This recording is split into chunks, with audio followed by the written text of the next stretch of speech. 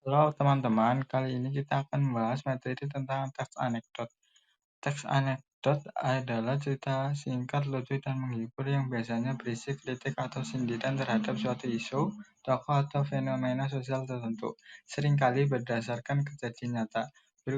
Pengertian teks anekdot merupakan kisah singkat yang memiliki unsur lucu atau konyol, tetapi fungsi utamanya bukan untuk menghibur, melainkan untuk menyampaikan kritik atau pesan moral secara halus.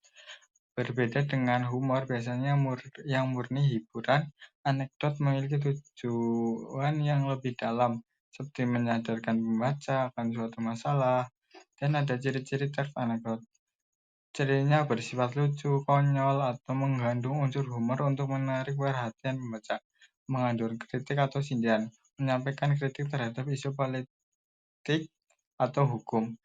Berdasarkan kisah nyata, cerita yang diangkat seringkali terinspirasi dari kejadian tokoh nyata meskipun ada unsur dilebih-lebihkan, memiliki tujuan tertentu, bukan sekedar lelucon dan pesan yang ingin disampaikan.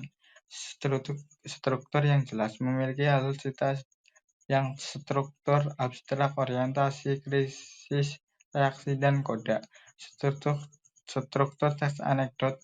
Struktur teks anekdot terdiri dari 5 bagian yang berurutan. Abstrak, opsional, bagian pembuka yang memberikan gambaran umum tentang cerita seringkali menunjukkan hal yang unik dalam teks. Orientasi, bagian awal kejadian atau latar belakang cerita mulai bergulir yang mengarah pada suatu masalah.